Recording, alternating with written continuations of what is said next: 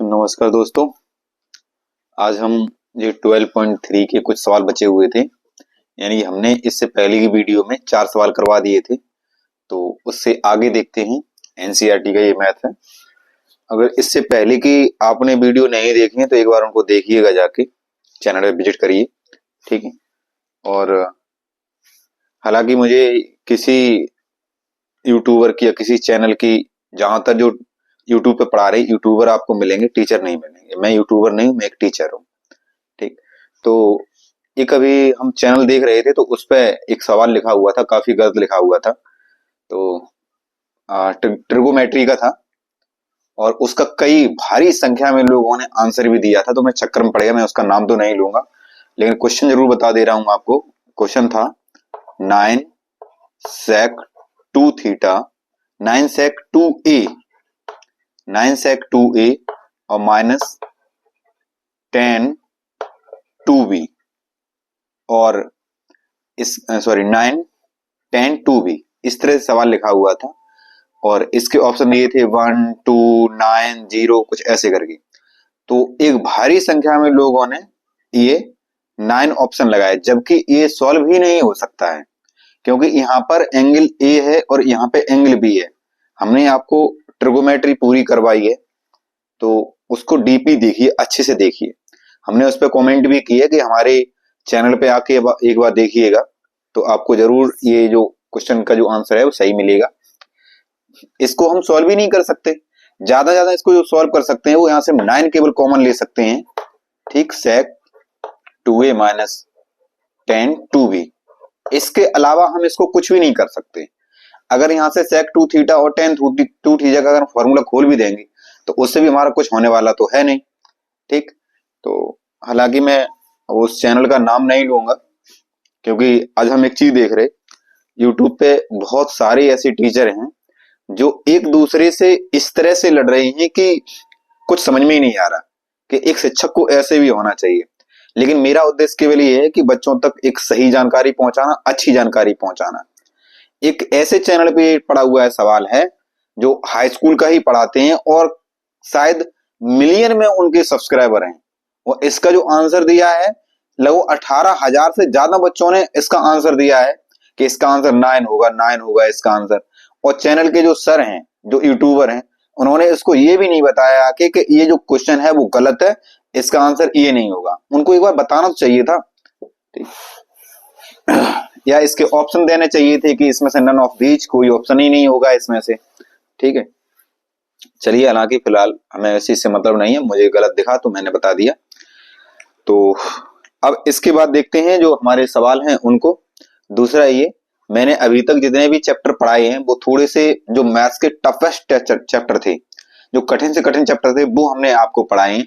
जैसे कि ट्रिगो हो गया, हाइट एंड डिस्टेंस हो गया, और ये आपका मेंसुरेशन हो गया। ये 3 चैप्टर हम आपको पढ़ाने वाले हैं। तो मैं सोचता हूँ कि अब इसके बाद हम कोई जो चैप्टर स्टार्ट किया जाए वो सरल चैप्टर स्टार्ट किया जाए। और इन कठिन टफेस्ट चैप्टर को पढ़ाने के पीछे उद्देश्य था, वो हमारा ये उद्देश्य था कि ये एग्जाम में एक बड़े नंबर में पूछे जाते हैं, ठीक। तो बड़े नंबर की वजह से कि आप ज्यादा से ज्यादा कम समय में नंबर गेन कर सकें, इसलिए हमने ये चैप्टर को उठाया था। और दूसरी चीज ये है कि मैंने स्टार्टिंग पढ़ाना किया था तो कुछ लोग ये समझे कि नहीं, शायद सर को नहीं आता होगा तो आसान चैप्टर पढ़ा रहे, इसलिए हमने ये कठिन चैप्टर उठाए थे। उसके बाद अब जो चैप्टर उठाएंगे वो हम आसान से आसान चैप्टर उठाने वाले हैं, ताकि बच्चों को भी थोड़ा रिलैक्स मिले और उनका मन लगे पढ़ने में, ठीक। तो चलिए देखते हैं इसका 5वां सवाल।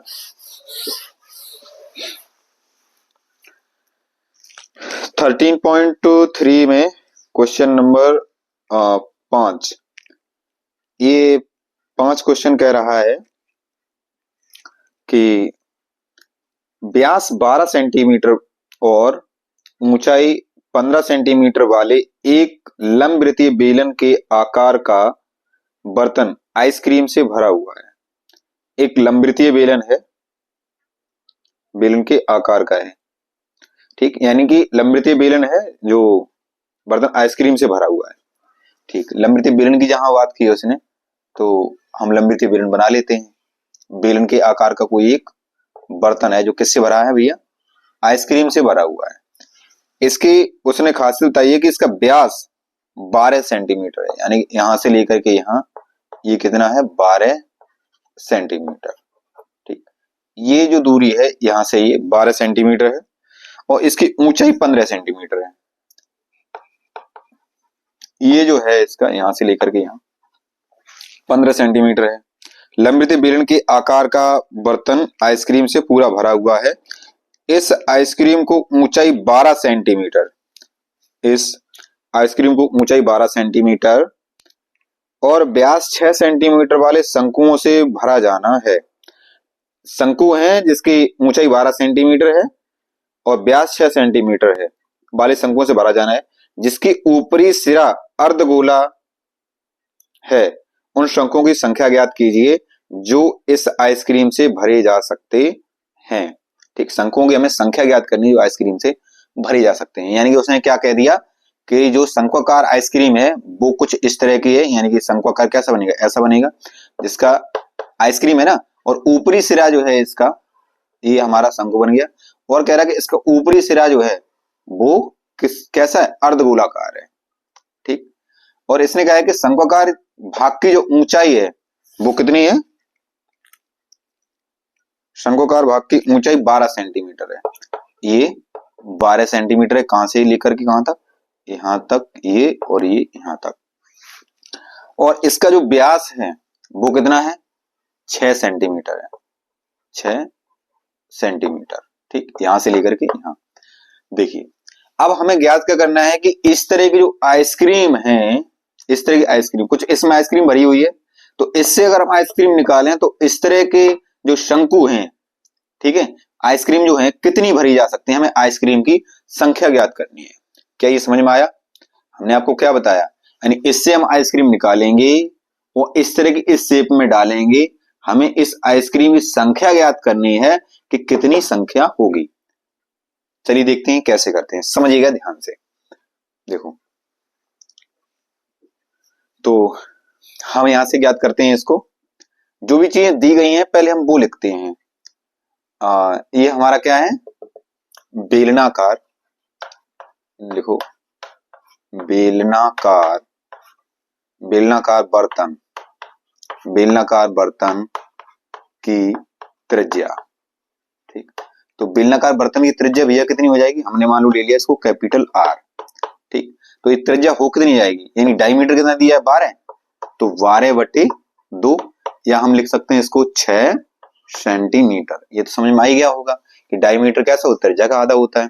दूसरी बार हम लिखें क्या, बेलनाकार बर्तन, बेलनाकार बर्तन की ऊंचाई, बेलनाकार बर्तन की ऊंचाई, तो जो इसकी ऊंचाई होगी जाके, मान लो हमने ले ली यहाँ पे H, कैपिटल H, ठीक है, कैपिटल H बराबर 15 सेंटीमीटर। ये भी कुछ हमने कुछ किया तो है नहीं अभी, बस। अब उसके बाद हम देखते हैं शंक्वाकार, या हम शंक्वाकार ना लिख के हम इसको आइसक्रीम लिखें, या नहीं शंक्वाकार लिखो, पहले लिखो शंक्वाकार, शंक्वाकार भाग की ऊंचाई, शंक्वाकार भाग की ऊंचाई कैपिटल H ले ली हमने, बराबर कितनी है 12 सेंटीमीटर। ठीक, शंक्वाकार भाग की त्रिज्या, शंक्वाकार भाग की त्रिज्या अगर हमने स्मॉल r ले ली, ठीक, तो वो कितनी होगी जाके 6/2 हो जाएगी, यानी हम इसको लिख सकते हैं 3 सेंटीमीटर। और ऊपर हमारा क्या बन रहा है, अर्धगोला, तो यहाँ पे ये भी लिख दो कि अर्धगोले, अर्धगोले की त्रिज्या, अर्धगोले की जो त्रिज्या होगी जाके, अर्धगोले की त्रिज्या वो भी कितनी होगी जाके, इसको भी हम स्मॉल r लें, क्यों, क्योंकि ये एक ही त्रिज्या से बने हुए दोनों वो हैं आर्टिकल, ठीक है, तो ये स्मॉल r, ये भी कितनी है 3 सेंटीमीटर। अब हम निकालें यहां से आइसक्रीमों की संख्या, जो कैसे निकालेंगे, भरे जा सकने भरे जा सकने वाली आइसक्रीम, भरे जा सकने वाली आइसक्रीम या आइसक्रीमों की संख्या, वो क्या होगी जाके बराबर में मिलेगा जाके बेलन का आयतन, बेलन का आयतन और बटे में हमें क्या मिल जाएगा, एक आइसक्रीम का आयतन। ठीक है, क्या मिल जाएगा, एक आइसक्रीम का आयतन। ठीक है, ये आयतन लिखा हुआ है, लास्ट में समझ लेना इसको, एक आइसक्रीम का आयतन। देखो यहां से, तो ऊपर जो आयतन दिया है, बेलन का आयतन क्या होता है, बेलन का आयतन होता है पाई आर स्क्वायर एच, और हमने यहाँ पे आर ली है क्या, कैपिटल आर स्क्वायर, और एच भी कैपिटल ली इसके लिए, बेलन के लिए, प्लस नीचे क्या दिया है, एक आइसक्रीम का आयतन। आइसक्रीम किस किस से मिलकर बनी है, शंकु से और प्लस अर्धगोले से। ठीक, तो शंकु का आयतन क्या होता है, 1/3 पाई आर स्क्वायर एच, प्लस अर्धगोला ऊपर, अर्धगोले का आयतन क्या होता है, अर्धगोले का आयतन होता है 2/3 पाई आर क्यूब। ठीक, देखो जो भी चीजें इसमें से कॉमन मिल रही हो या ऊपर वैल्यू रखो तो वैल्यू रखते हैं, ऊपर पाई है और आर, कैपिटल आर हमारी कितनी है 6, तो 6 का स्क्वायर इंटू एच, इसकी हाइट हमारी कितनी थी 15, बटे इन दोनों में से देखो क्या मिल रहा, कौन पहले 1/3 कॉमन मिल रहा, दूसरी बार हमें पाई कॉमन मिल रहा। ठीक, और आर स्क्वायर भी कॉमन मिल रहा, तो आर स्क्वायर का एक काम करो, आर स्क्वायर की वैल्यू रख दो, देखो यहाँ क्यू है यहाँ पे स्क्वायर है, तो आर स्क्वायर की वैल्यू रखो, आर हमारी कितनी थी 3, तो 3 का स्क्वायर। यहां से देखो बचा क्या, यहां से एक केवल एच बची है, एच की डायरेक्ट वैल्यू रखो, एच की वैल्यू कितनी है 12। ठीक, यहां से एच बचा हुआ था, हमने एच की वैल्यू रख दी, प्लस यहां से जब इतना कॉमन चला गया था, यहां से पहले तो 2 बचा हुआ है, दूसरी बात यहाँ पे एक आर और बची है, 2 बचा हुआ, 1/3 कॉमन गया तो 2 बचा यहाँ से, और आर क्यू में से केवल आर स्क्वायर कॉमन चला गया तो एक आर बची, यानी कि यहाँ पे आर बचा हुआ है, तो यहाँ पे ये आ गया। अब देखो कट क्या रहा है, देखो पहले पाई से एक पाई कट गया हमारा, पाई के बाद में यहाँ पे इनको अलग अलग करके लिखते हैं, यानी 6 स्क्वायर क्या लिखते हैं, 6 इंटू 6 इंटू 15 अपॉन, ये बताओ जो बन के अपॉन में 3 है, तो इस 3 से क्या ये स्क्वायर नहीं कट जाएगा। ठीक है, ये हमारा जो स्क्वायर था 3 पे क्या था स्क्वायर, तो स्क्वायर ने क्या किया, एक 1/3 काट दिया, यहां पे बचा हुआ कितना 3। ठीक है, और ये कितना हो गया, इसको आर की वैल्यू रखो 12 प्लस 2 इंटू आर की वैल्यू कितनी 3। ठीक, ये 3 से कितनी टाइम गया 2 टाइम गया। अब जो बची हुई वैल्यू थी उनको लिखते हैं, ऊपर से बचा हुआ है 2 इंटू 6 इंटू 15, और नीचे बचा हुआ है 12 और 2 3 6, 6 और 12 कितने हुए 18, ये 18 हो गए हैं। ठीक, ये 2 से गया कितनी बार 9 बार। ठीक, ये 3 से गया 3 बार, और ये 3 से गया 2 बार, और ये 3 से कितनी बार गया 5 बार, तो यहाँ बचा कितना 2 इंटू 5, तो ये कितना आ गया जाके 10, यानी हम लिख सकते हैं अब जो हमारी आइसक्रीम होंगी, आइसक्रीम की संख्या, आइसक्रीम की संख्या कितनी होगी 10 होगी। ठीक, आइसक्रीम संख्या कितनी होगी 10 होगी। क्वेश्चन टफ नहीं है, आपको टफ लगते होंगे, क्वेश्चन इसलिए टफ नहीं है, देखो जो चीज कही जाए बस वही करना है, कुछ नहीं, यानी जो आइसक्रीम ये बनेंगी जाके, इन आइसक्रीम का जो आयतन उतना ही तो इसमें बन सकता है जो इसके आयतन के बराबर होगा, वही हमने यहाँ पे कर दिया। भरी जा सकने वाली आइसक्रीम संख्या कितनी होगी जाके, बेलन का आयतन बटे एक आइसक्रीम का आयतन, और एक आइसक्रीम किस किस से मिलकर बन रही थी, शंकु से और अर्धगोले से, शंकु अर्धगोले के हमने आयतन रखे, बस कैलकुलेट कर दिया, आंसर आ गया। इसका एक बार लो स्क्रीनशॉट, उसके बाद चलते हैं फिर आगे। चलिए देखते हैं क्वेश्चन नंबर 6, कह रहा है विमाओं 5.5 सेंटीमीटर और 10 सेंटीमीटर गुणित 3.5 सेंटीमीटर वाला एक घनाव बनाने के लिए 1.75 सेंटीमीटर व्यास और 2 mm मोटाई वाले कितने चांदी के सिक्कों को पिघलाना पड़ेगा। देखिए चांदी के कितने सिक्के पिघलाने पड़ेंगे, हमें एक बनाना क्या है, एक घनाव बनाना है। ठीक, तो घनाव कुछ इस तरह से हमारा बनेगा।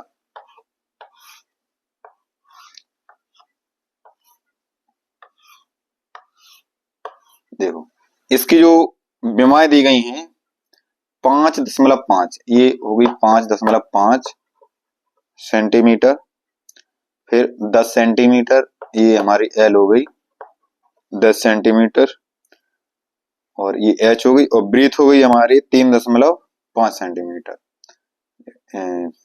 ये 3.5 सेंटीमीटर।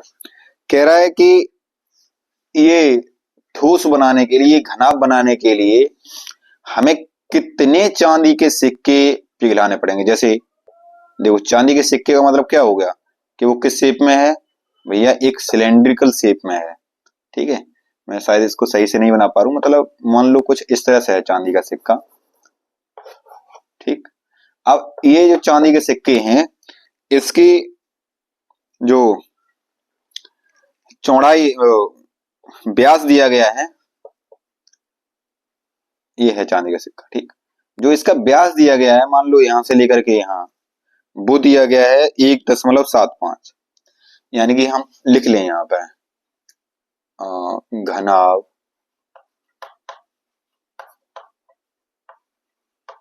घनाभ की विमाएं, घनाभ की विमाएं कितनी हैं,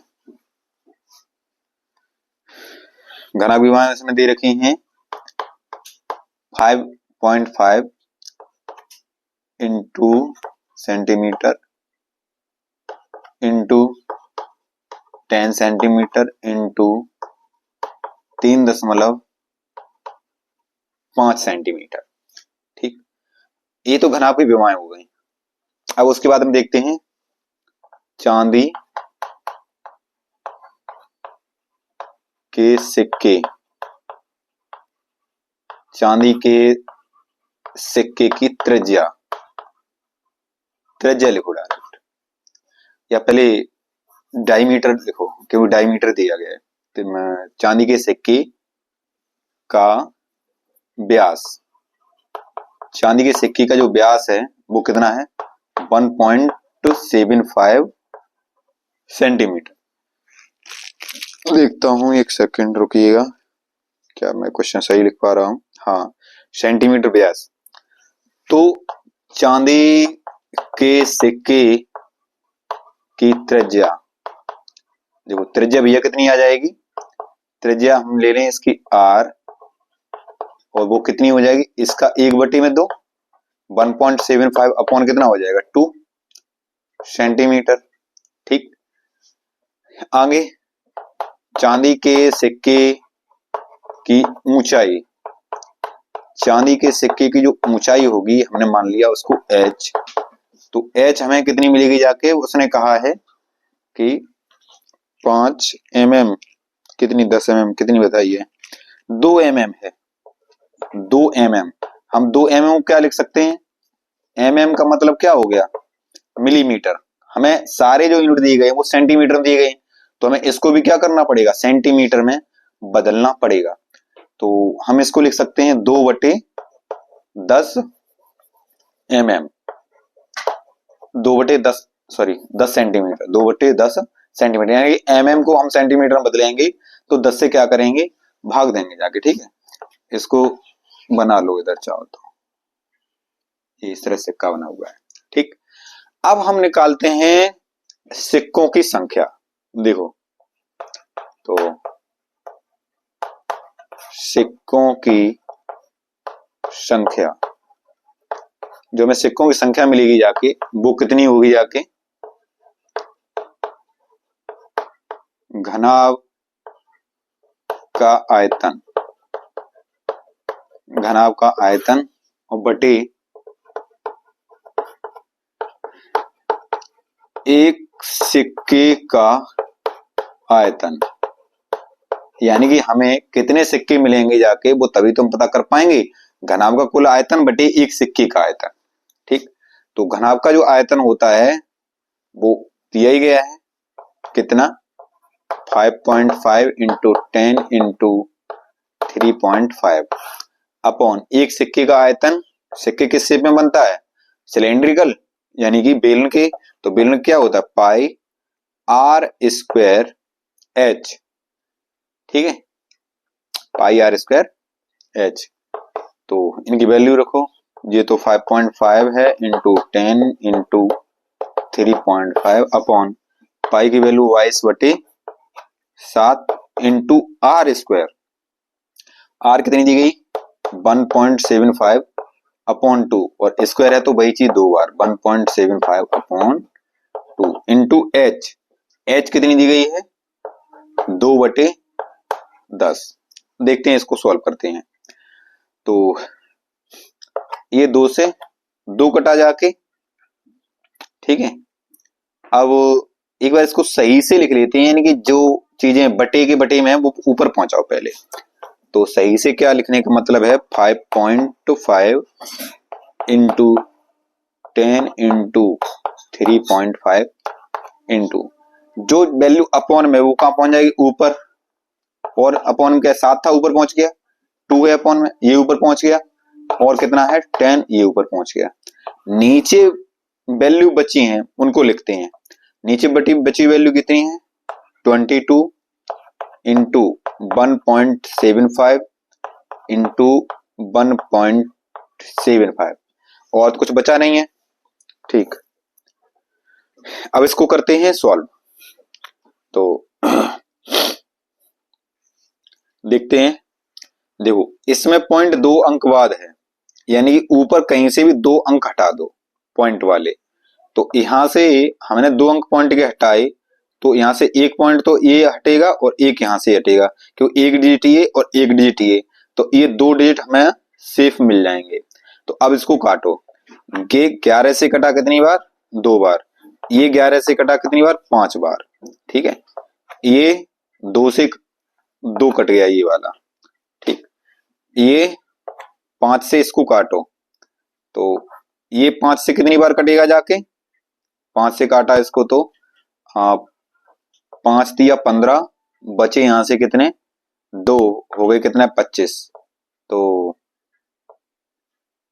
5 से काटा तो 5 दिया 15, बचे 2 हो गई 25, 55 25। ठीक है, अब ये 35 से पूरा ये 35 कट गया। ठीक है, ऊपर की वैल्यू जो बची हैं उनको लिखते हैं। ऊपर की बची हुई वैल्यू कितनी है? नहीं तो गड़बड़ हो जाएगा। यहां से 10 बचा, यहां से 7 बचा और यहां से फिर से 10 बचा, और ऊपर से कुछ तो वैल्यू बची नहीं है। ठीक, अपॉन में वही कितना? 1.75। देखो यहां पे क्या करें हम?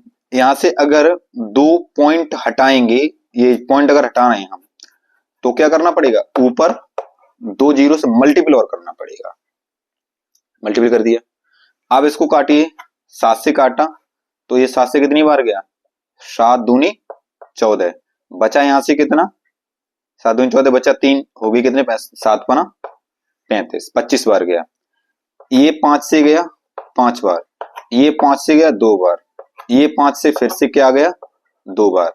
तो आंसर हमारा कितना आया जाके? 2 दूनी 4 गुणित 100। हम लिख सकते हैं इसको कितना? बराबर में 400। ठीक है, यानी कि हम लिख सकते हैं यहां पर आइसक्रीमों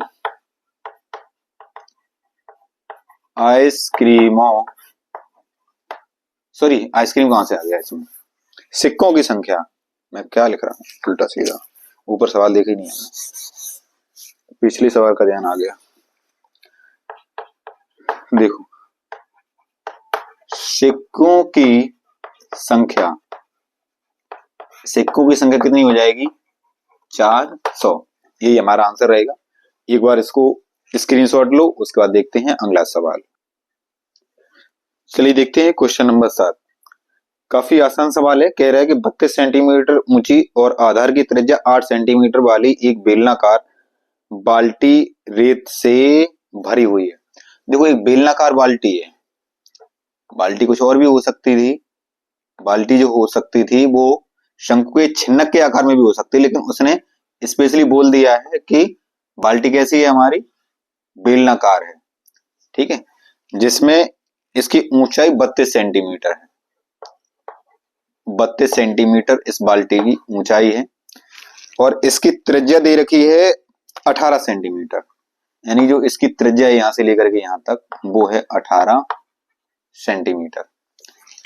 आगे कह रहा है कि इस बाल्टी को भूमि पर खाली किया जाता है, और बाल्टी किससे, रेत से भरी हुई है, बाल्टी को भूमि पर खाली किया जाता है। इस रेत की शंक्वाकार ढेरी बनाई जाती है।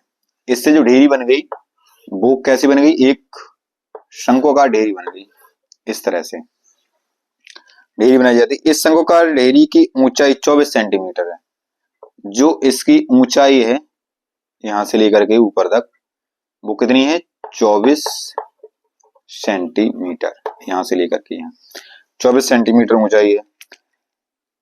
तो इस ढेरी की त्रिज्या और तिर्यक ऊंचाई ज्ञात करो। हमें इसकी त्रिज्या ज्ञात करनी है और इसकी तिर्यक ऊंचाई ज्ञात करनी है।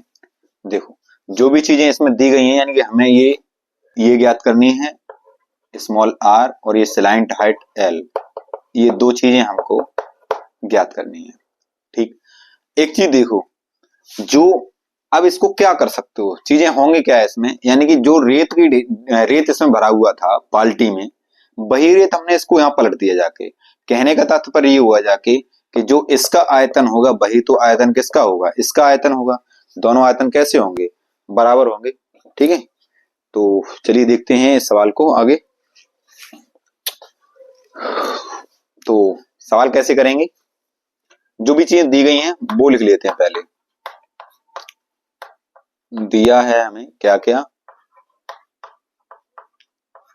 बेलन, बेलनाकार बाल्टी, बेलनाकार बाल्टी की त्रिज्या, बेलनाकार बाल्टी की त्रिज्या कितनी दी गई है, हमने इसको ले लिया कैपिटल आर, 18 सेंटीमीटर।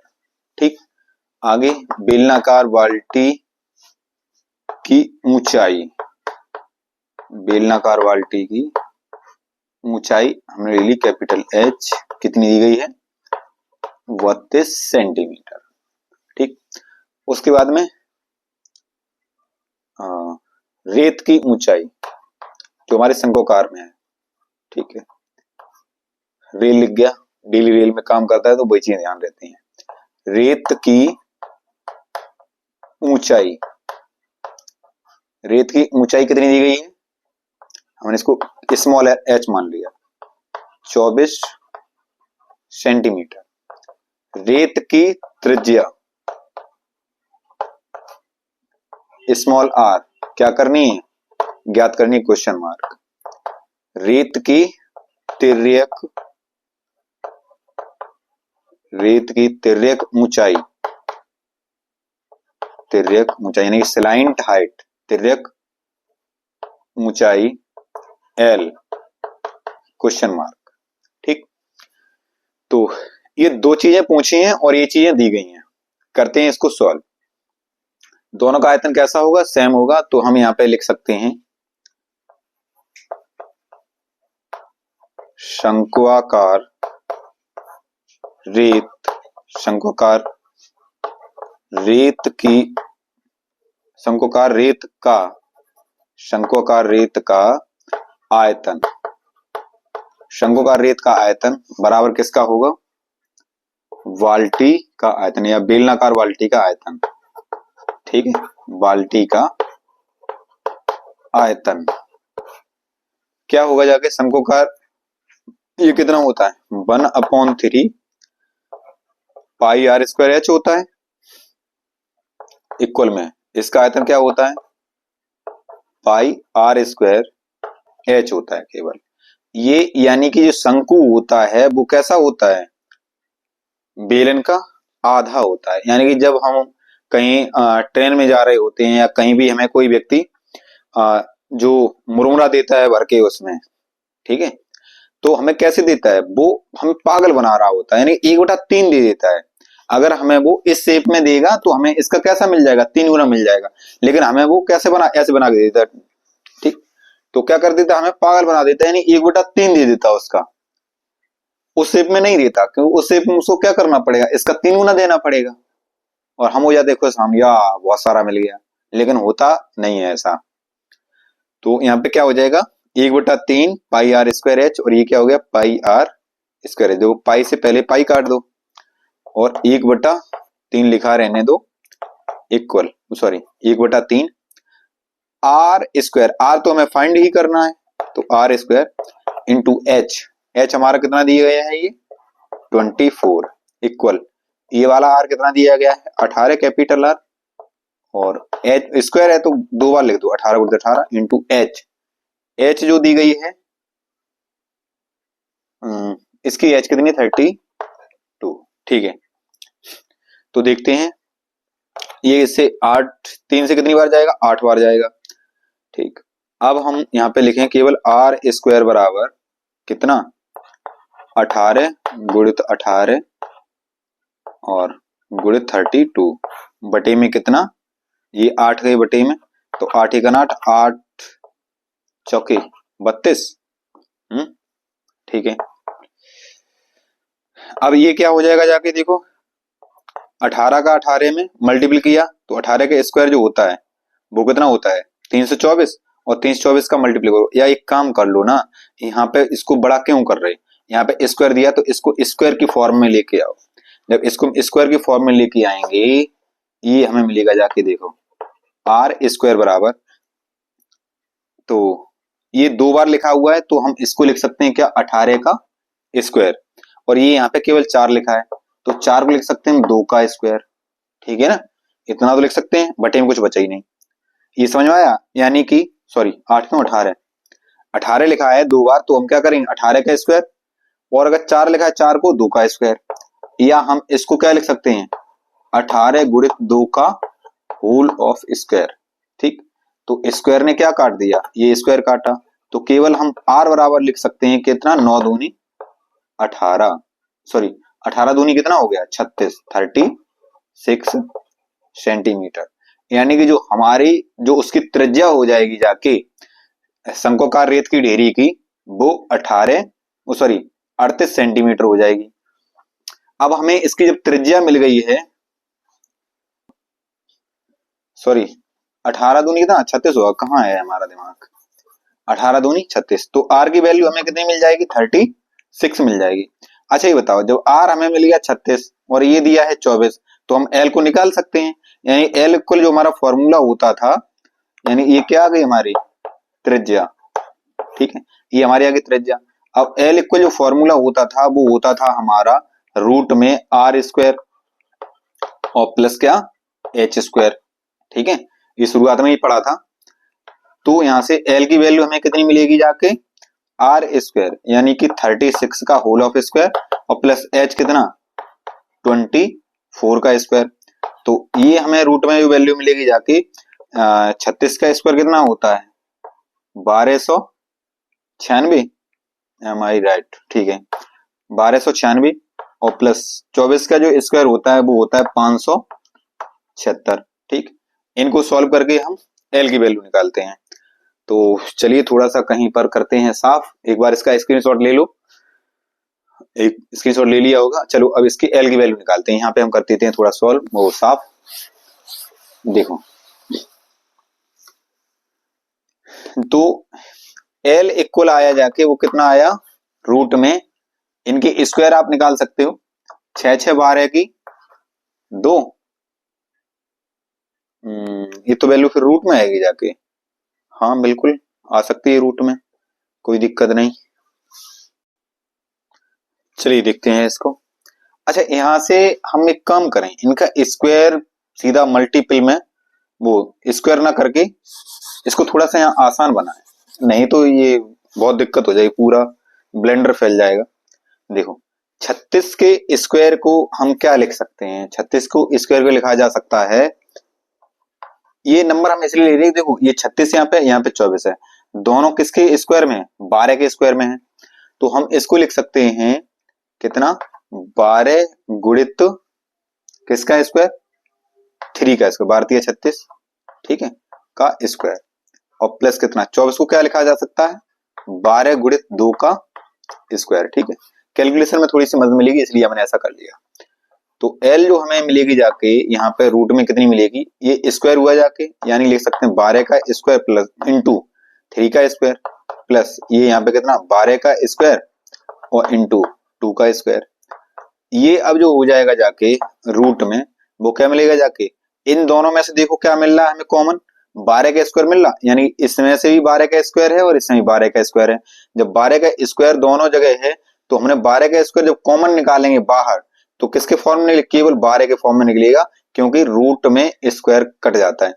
यहाँ पे क्या आया, केवल बचा 3 का स्क्वायर, प्लस यहाँ पे कितना बचा जाके 2 का स्क्वायर, ठीक। इसको लिख सकते हैं 12 रूट, ये 3 का स्क्वायर कितना 9 और 2 का स्क्वायर कितना 4, तो 9 4 कितने हो गए जाके, यहाँ से 9 ये और ये कितने 4, तो 9 4 कितने हो गए 13, ठीक। तो जो स्लाइंट हाइट आएगी जाके हमारी L आएगी जाके, तिर्यक ऊंचाई, वो 12 रूट 3 आएगी जाके, यानी कि हम इसके लिख सकते हैं क्या, तिर्यक ऊंचाई, ठीक। तिर्यक ऊंचाई जो आएगी जाके वो कितनी आएगी जाके, 12 रूट 13 सेंटीमीटर, ठीक है।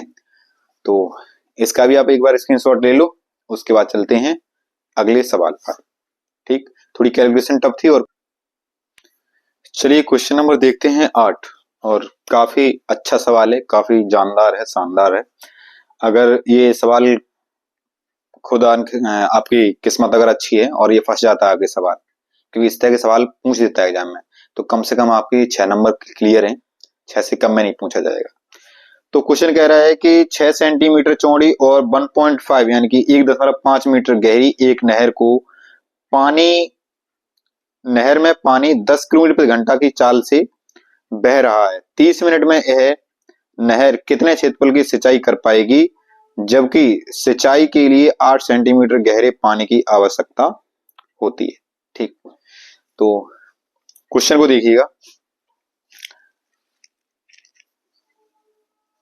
यहाँ पे लिखो नहर की चौड़ाई, नहर की चौड़ाई हमने क्या मान ली d, और कितनी दी गई है 6 मीटर। उसके बाद नहर की गहराई, यानी कि गहराई मतलब ऊंचाई, ठीक है, गहराई जो करेगी किसका काम करेगी, ऊंचाई काम करेगी, इसको हमने मान लिया h, कितनी है 1.5 मीटर। कह रहा है कि गहरी एक नहर में पानी 10 किलोमीटर प्रति घंटा की चाल से बह रहा है। लिखो यहाँ पे एक घंटे में नदी की लंबाई, इस चीज समझना, हमने लंबाई क्यों लिया इसको, एक घंटे में नदी की लंबाई 10 किलोमीटर, यानी कि उसने ये कहा है कि नदी की पानी का जो चाल है, पानी की चाल है 10 किलोमीटर प्रति घंटा है। 10 किलोमीटर प्रति घंटा का मतलब ये हो गया कि नदी एक घंटे में कितना चल लेती है 10 किलोमीटर। अगर उसकी चाल 10 किलोमीटर प्रति घंटा है तो एक घंटे में कितना चलेगी जाके 10 किलोमीटर, ठीक। तो ये क्या निकल जाएगी, लंबाई निकल जाएगी, लेकिन लंबाई ये नहीं है, लंबाई तो यहां पे देखो ये है, लंबाई क्या है, नहर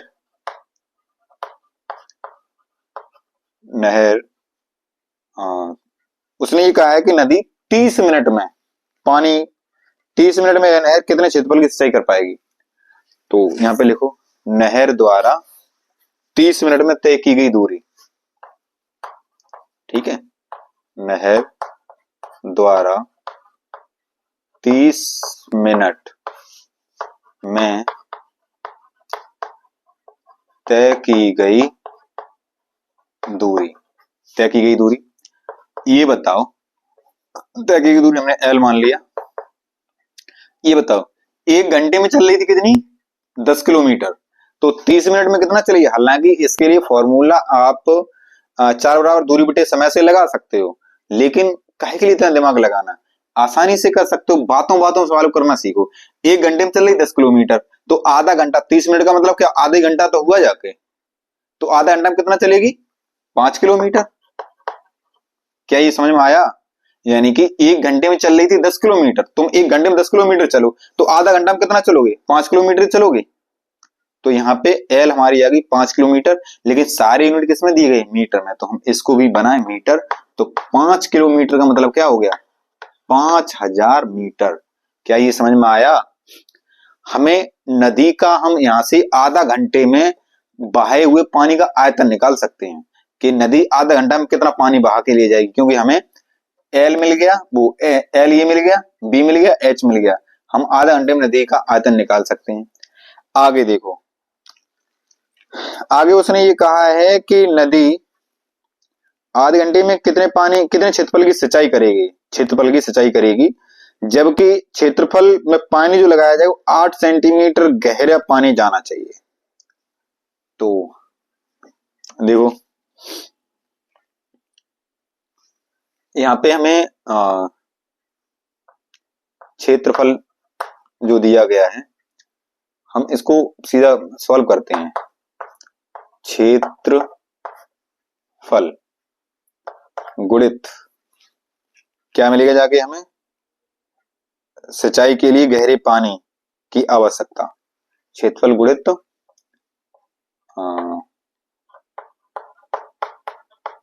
सिंचाई किए हुए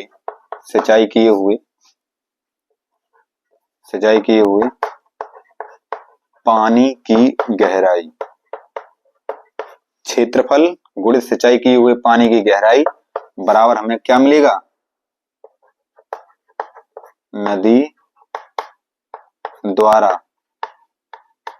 30 मिनट लिख दो, मतलब मिनट, ठीक है। नदी द्वारा 30 मिनट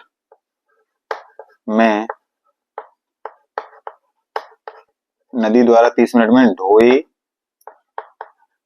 गए पानी का आयतन। ठीक, समझ लेना इसको थोड़ा। तो क्षेत्रफल कितना उसने सिंचाई की है, क्षेत्रफल गुणित सिंचाई की हुए पानी की गहराई बराबर क्या हो जाएगा, हमें नदी द्वारा 30 मिनट में ढोए गए पानी का आयतन। तो क्षेत्रफल तो हमें क्या करना है, ज्ञात ही करना है। ठीक, या हम यहाँ पे एक चीज और भी लिख सकते थे, सिंचाई किया हुआ क्षेत्रफल गुणित सिंचाई किए हुए पानी की गहराई। ठीक है, तो चाहे ऐसा ही रहने दो, कोई फर्क नहीं पड़ता है। तो हमें क्षेत्रफल बराबर क्या मिल जाएगा, ये जो दिया गया है सिंचाई की हुई पानी की गहराई, वो कितनी दी गई थी, 8 सेंटीमीटर। 8 सेंटीमीटर को हम कैसे बदलेंगे, मीटर में। क्यों, सारी यूनिट हमने मीटर में बदल रखी पहले, तो यूनिट हमेशा सेम रहना चाहिए। तो ये क्या हो गया यहाँ पे, 8/100 बराबर नदी 30 मिनट में कितना पानी का आयतन ढो रही है, ये वाला, यानी कि 6 गुणित 1.5 गुणित 5000। ठीक, तो फिर हम यहां से फिर से क्षेत्रफल निकालें तो हमें कितना मिलेगा जाके, 6 इंटू 1.5 इंटू कितना 5000। जो चीज बटे में है वो पहुंचेगी गुणा में, यानी कि 100, और जो चीज भाग गुणा में वो वहां पहुंचेगी भाग में, बटे 8। ठीक, तो करते हैं सॉल्व। ये 4 से जाएगा 25 बार, और ये 4 से जाएगा 2 बार, ये 2 से गया 1 बार, और ये 2 से गया 3 बार। ठीक है, करिएगा इसको सॉल्व। तो 15 दिए, इसको कर लेते हैं कितना, 45, और यहाँ पे लगा है एक पॉइंट से हम क्या करते हैं, एक जीरो इसको हटा देते हैं। तो एक पॉइंट ने क्या किया, एक डिजिट जो पॉइंट है उसने एक जीरो इसका कम कर दिया, तो यहाँ पे कितना आ गया 500, और गुणित कितना, ये वाला 25, और नीचे तो कुछ बचा नहीं। तो अब उसके बाद में इसका मल्टीपल करो, तो ये कितना हो जाएगा, 25 तिया 75, वो 25 पंचे 125, फिर 45 गुणा करना पड़ेगा। देखो क्या चीज आसान लग रही है आपको इसमें। चलो 25 का ऐसा इसमें गुणा कर लो, 25 पंचे 125 की 5 हासिल लगी कितनी, 12, और 25 चौके 100, 100 और 12 112। ठीक, यही आएगा जाके 25 पंचे 125 और 25 चौके 100 और 12 हासिल 112, मल्टीप्लाइड बाई कितना, 500।